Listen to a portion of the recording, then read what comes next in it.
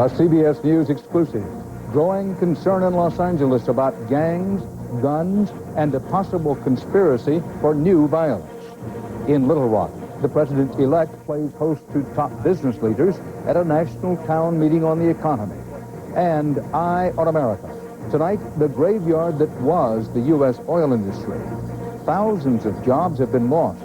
Some say they could have been saved. This is the CBS Evening News.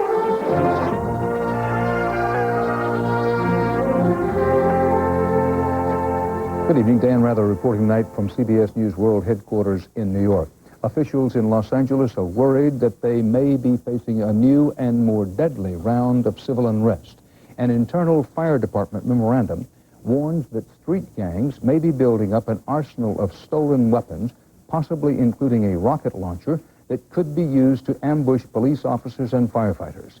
CBS News correspondent Bill Whitaker has the exclusive details. When L.A. erupted in riots last spring, looters targeted gun shops, stealing more than 5,000 guns. CBS News has now learned in the last 3 months, 18 more gun shops around L.A. have been burglarized, 1,000 more guns stolen. At this gun shop in suburban San Gabriel, police apprehended one of 12 gun thieves. The fact that there were so many shocked police and has led them to believe that these gun thefts are not just random burglaries, but are organized by one of L.A.'s deadly street gangs. Police say the half-dozen people arrested in these burglaries have ties to a violent gang, the Main Street Crips. How violent? Police point to these recent execution-style slayings of 3 people in south-central L.A., which they suspect are tied to the gun thefts. More than 20 federal raids since the riots have turned up only a handful of the stolen weapons. That's what worries police most. For the amount of guns that have been stolen during this year or that are out there in the streets, we haven't recovered very many of them. And we're worried that an emerging pattern may be that there might be some conspiracy involved here. During the riots, police dodged random sniper fire. Now, police fear there's a gang-related conspiracy to stockpile weapons for organized attacks. We're seeing more ambushes of police officers than we ever had in the past. But some close to the gangs doubt they are capable of such an elaborate conspiracy. The people who I know that are what you call OGs, original gangsters that, associate with Main Street Crips, they don't seem to feel that that's what's happening. Still, Los Angeles is a city on edge. The mayor insists he's got things under control. We are as well prepared as any community could be to deal with any eventualities of civil unrest. But many fear the upcoming trials of the 4 policemen who beat Rodney King and the 4 black men who beat Reginald Denny could spark new violence. If conditions don't change, we could have the same kind of uprising we have seen in April and May.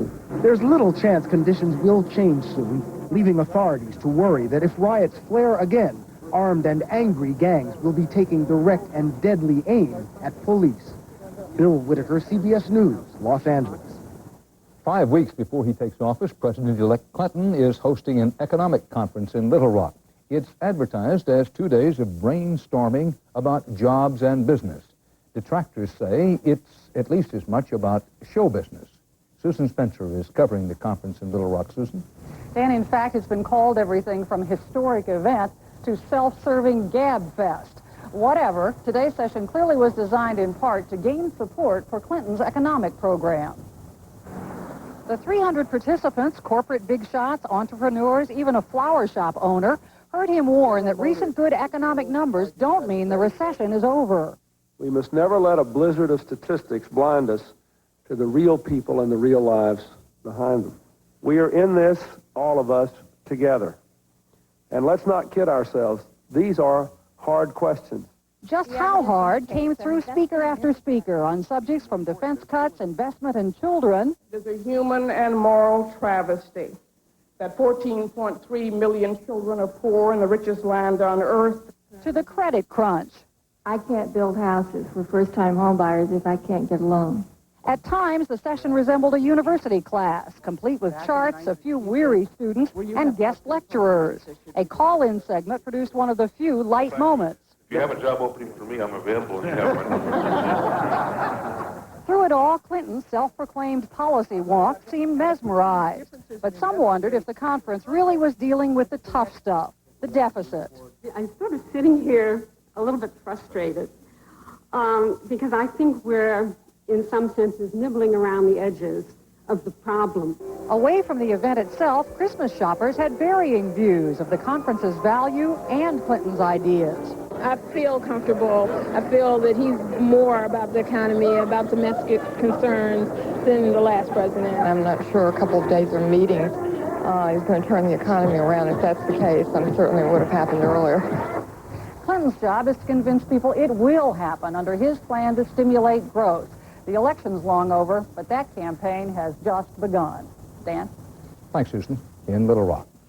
The Clinton hopes of putting people back to work includes investing in public works, fixing America's crumbling infrastructure. Set aside the important question of what that does to the deficit, another important question is, does rebuilding roads and bridges for the long run really create jobs in the short run? CBS News money correspondent Ray Brady looked at the record for tonight's reality check. Uncle Sam needs water and power dams, and Uncle Sam needs people, and the people need land. When Uncle Sam's people needed jobs in the 1930s Depression, they got jobs from a giant public works program, building dams high into the sky and sewers deep into the earth. Now, President-elect Clinton wants the dirt flying again. We ought to take every dollar by which we reduce defense and reinvest it in transportation, in road programs, in high-speed rail, in environmental cleanup, in solid waste recycling, putting the American people to work instead of just letting them drift out there. Experts say every $1 billion pumped into road building would create up to 50,000 jobs. Clinton's promoting that as part of his quick-fix solution for the economy. Come here to New Jersey and you'll see a federal road building program that's been several years in the works. It's put 20,000 people back to work this year alone. But critics say, time out. If you want a quick fix for the economy, highways aren't the way to go. And the list of things we could do to stimulate the economy in the short run, we would have put public works at the bottom of that list. It just takes too long. Not so, says economist David Weiss. There is a faster way. I think the repair work, though, you could start very quickly. Putting the bridges into shape, repaving the roads. You could get that going by next summer with no trouble whatsoever. But does haste make waste? Thinking that we can do it in a year or two and that we'll get good projects. History says that that's wrong. We just end up with a lot of corruption and we waste a lot of the money. Still, there's no question America's roads and bridges need work.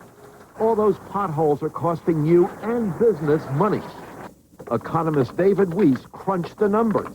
Clogged roads, he said, are costing $50 billion a year. Business depends on highways and trucks to move goods around. It takes longer to move goods from point A to point B. That's bad for productivity. It adds to the expense of business. So the debate rages. But to Clinton supporters, all this echoes that 1930s program. A new march of the bulldozers, they say, might give Americans something to sing about. Ray Brady, CBS News, Wanacue, New Jersey. The Clinton Economics Show in Little Rock will focus tomorrow morning on a problem that is getting worse by the second, the U.S. national debt. And it's time now for our weekly update on that. The U.S. government is spending money it doesn't have at the rate of $13,000 a second. At last report, it had run up a debt of more than $4,130 billion. Still ahead on tonight's CBS Evening News, Bob Simon in Somalia gives us a look at the kind of wanton, brutal violence confronting the troops.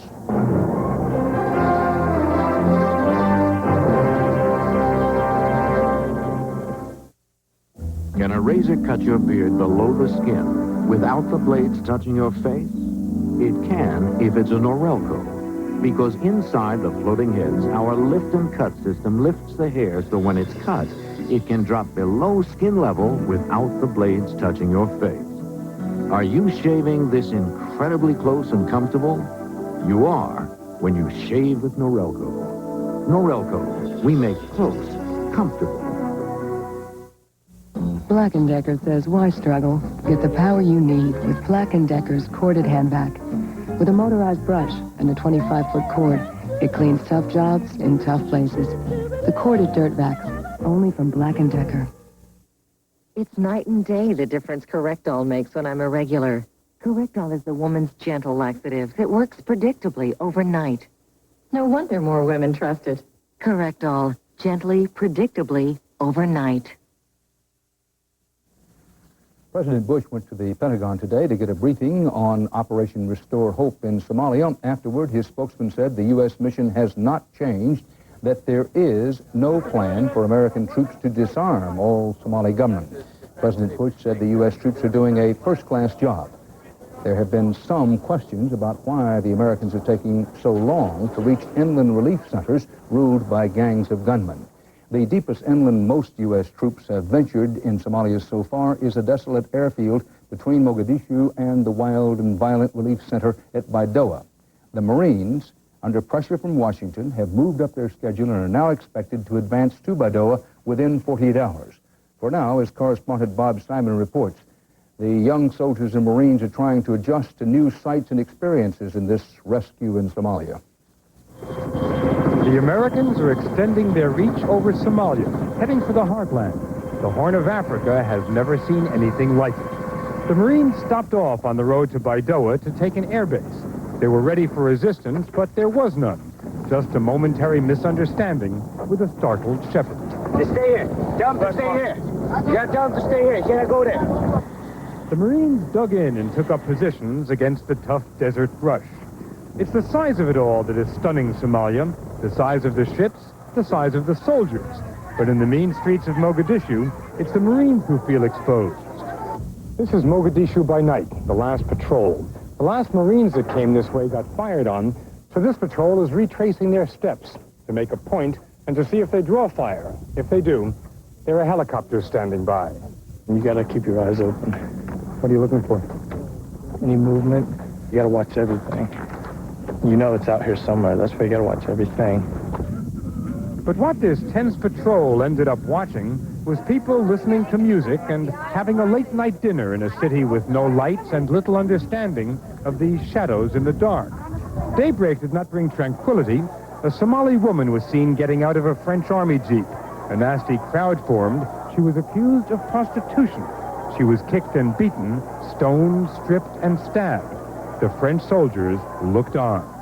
In the American sector, there was trouble on the waterfront. Shots rang out at the port as Marines prepared to escort a relief convoy to a feeding center. After a short delay, the trucks wound their way through the no-man's land which divides this city, through stretches which make Beirut look like a model of urban development. There was a welcoming committee at the center. These 3,000 people hadn't been resupplied in weeks. No one could risk the trip. Now their salvation had come in the form of men dressed up like chocolate chip cookies. This is what it's all about. Unfortunately, we got to put up with the situation on the streets, but this is what we're here for. Reality in Mogadishu is still a dream in Baidoa, a dream held in the hands of hungry children today as they waited for those magic Marines to come their way. Bob Simon, CBS News, Mogadishu. And still to come on the CBS Evening News, long after Hurricane Andrew, homeowners complain it's the insurance mess that's blowing people away.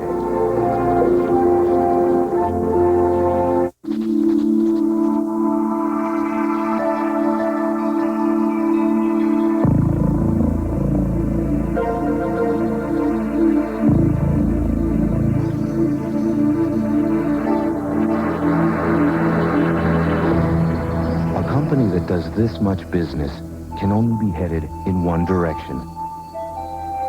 Forward.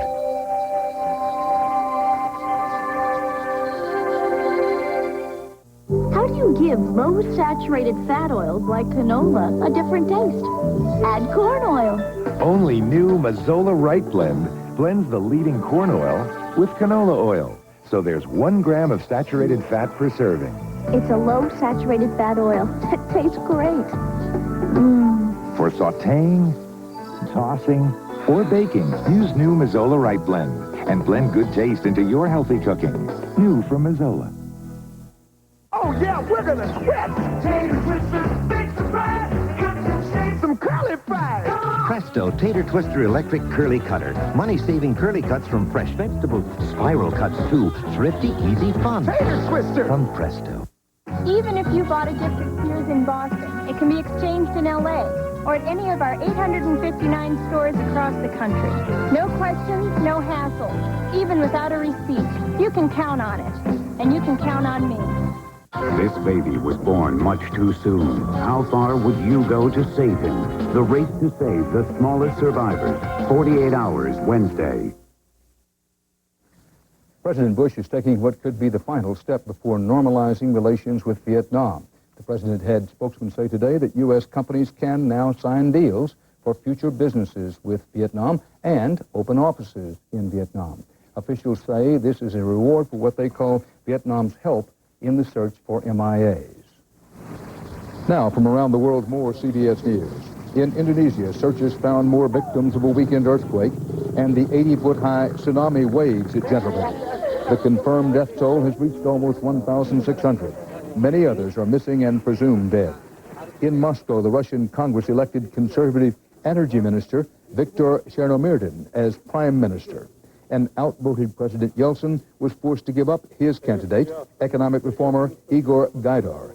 At a security conference in Stockholm, Secretary of State Eagleberger said Serbia's so-called ethnic cleansing in Bosnia is a crime against humanity. The U.S. Secretary of State said those responsible should be tried as war criminals by international tribunals. When U.S. Drug Enforcement agent Enrique Camarena was abducted, tortured, and killed by Mexican drug dealers in 1985, the U.S. kidnapped a Mexican doctor and tried him as an accomplice. Today, a United States federal judge ordered Dr. Humberto Alvarez acquitted, saying the evidence against him was flimsy.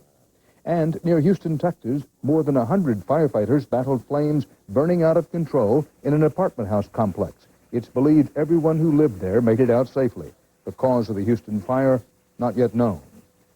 Stay here with us now for more CBS News, including Eye on America. Why so many American jobs that might have been saved are weighing anchor for sunnier waters.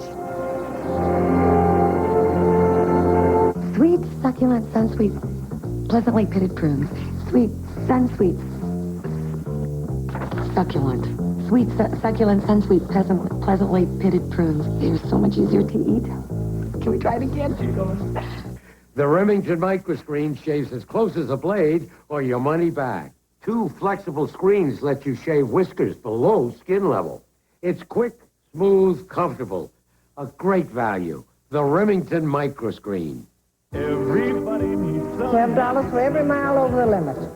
Everybody. That's $300. You can add fast, too. When you need money fast, Hello, Joan. only Western Union can get it to 16,000 locations in minutes. Nobody else even comes close. French 101. Something in my heart just told me. And biology, 903. Western Union, the fastest way to send money. And to send money by credit card from home. Call us at 1-800-CALL-CASH. Because all pain is not the same. What the hell, where it hurts. Now there's new aspirin-free Bayer Select. Yes, aspirin-free. What the hell, where it hurts. With Bayer Select. Bayer Select is not one, but 5 different aspirin-free formulas for sinus, headache, nighttime, menstrual, and arthritis pain relief. Because all pain is not the same. What the hell, where it hurts. Bayer Select. How good are you at making love? These people know something that you don't, and we'll show you what it is tomorrow on CBS This Morning with Harry Smith and Paula Zahn. It's been 16 weeks since Hurricane Andrew tore through South Florida, but most of the federal aid money earmarked for victims there still hasn't arrived. And as correspondent Reed Galen reports, that's not all storm victims are waiting for after Andrew.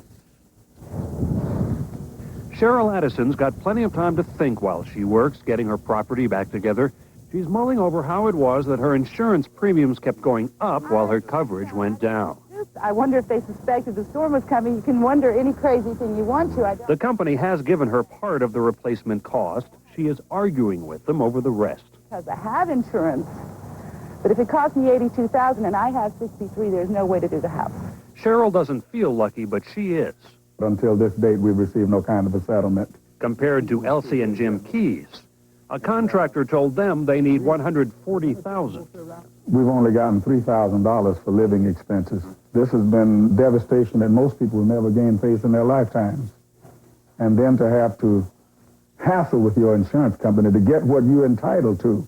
The Keys are among 16,000 policyholders who cannot rebuild because their companies are out of business.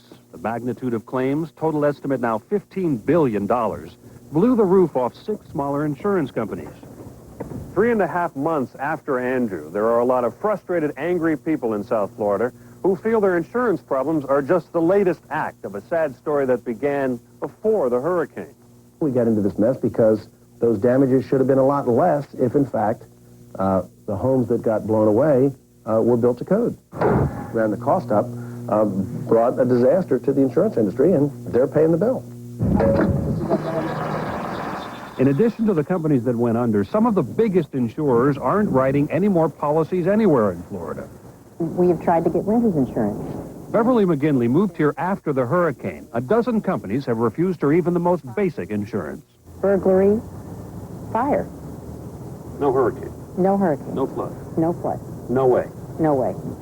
Premiums will likely increase for everyone in Florida. So Cheryl Addison thinks while she works. I have bills in there from different general contractors. And the Keys worry while they wait. Then you would think this is what you've made preparations for? About how the state's insurance crisis and their own will finally be resolved. Reed Galen, CBS News, Miami.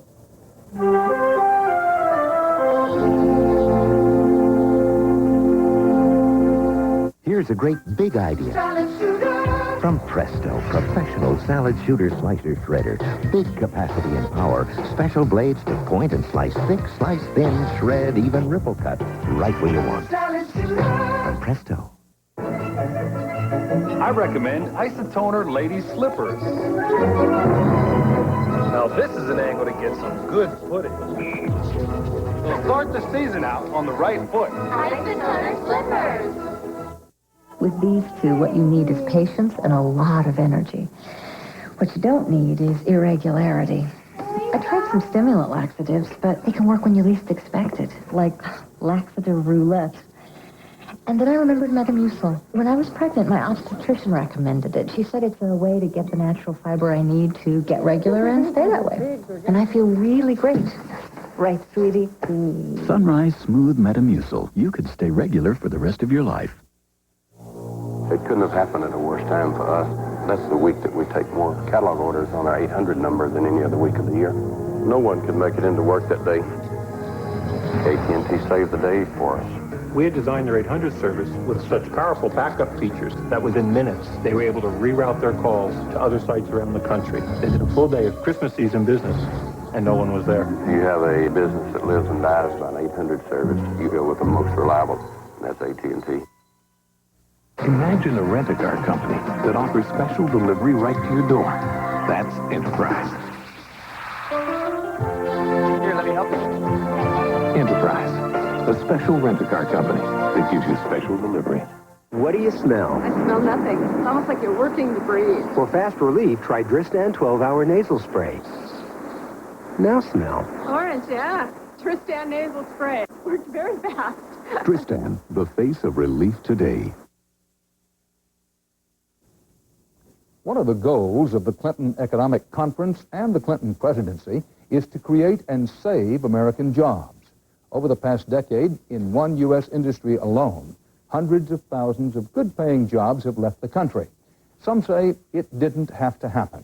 Wyatt Andrews has the story of how it did happen in tonight's Eye on America. This is your final boarding call. I'm going to miss you. Lyndon Terry is an oil rig manager about to leave Texas He goes away a lot. for a 2-month job in Colombia. Pretty much a hardship on your family. It's just the thought of coming home and he's not there. It's not that Terry has never worked overseas before. It's just that this time, he says, he's got no choice. He's taking the rig he manages from the coast of Texas down to Colombia. How's it look on port side there? Because there's almost no oil exploration left in the United States. I have to have a job now. You know, the oil industry is in such a bad situation that I can't quit this job and go to work for another company. All of the major oil companies have been moving overseas. Normally, you don't think of oil as just another industry that would pick up and move. But the fact is, the oil and gas drilling business in America is all but gone. 450,000 oil and gas workers have lost their jobs in the last 10 years, more than the auto, steel, and textile industries put together. It's representative of the state of our industry right now to have a tree growing out from under your equipment. And those Americans who are drilling have moved to places like South America and the former Soviet Union. Our employee count, U.S.-wise, has gone from like 2,000 people to 250 people. A lot of those people we won't get back. What exactly is happening to the oil business? After the Allies won the Gulf War 2 years ago, OPEC lowered oil prices. That's good for consumers buying gasoline, but terrible for profits on drilling. Cheap oil then combined with this. The whole East Coast. The fact that Congress, under environmental pressure, has banned almost all offshore drilling. That's along both coastlines, in Alaska, and from much of the Gulf of Mexico. If any other industry in the United States, other than big bad oil, had lost these jobs, there would have been marches on Washington. We drove all these jobs out, and we substituted domestic production with oil imports. We have not shut down all drilling. Environmental groups charge that the oil industry is just mounting a sympathy campaign designed to open up Alaska and many fragile offshore sites to exploration. We have shut down drilling in some areas of environmental sensitivity, and that's sound. Oil advocates who say that environmentalists are responsible for the loss of jobs in recent times fail to account for the fact that the price has gone way down, and that does not have anything to do with environmental regulation. This year, American consumers will pay out well over $40 billion for imported oil. The irony for many of these workers is that some of their jobs will be lost overseas so that consumers can pay for imported, not domestic oil. The unsettling bottom line is that 2 years after going to war over oil, America is more, not less dependent on foreign oil and much more vulnerable to an OPEC oil shock. To oil drillers in Texas and Oklahoma, the vanishing American is part of OPEC's plan. The Arabs are not unintelligent people. If they continue on the course they're on right now, within a very short span of time at this stage, the domestic industry will have lost too much of its infrastructure to come back. Sooner or later, we're going to pay for all this downturn in the industry here. How do you mean? Well, the price of oil and gas is going to go up, and you're going to be standing in line at the service stations again, just like we did in 1973. Even those hourly wage workers losing their jobs understand it's hard to earn consumer sympathy when gasoline is so cheap. But they warn that America is ignoring the twilight of a critical industry. In Oklahoma City, Wyatt Andrews for Eye on America. And that's part of our world tonight. Dan Rather for the CBS Evening News. See you tomorrow. Good night.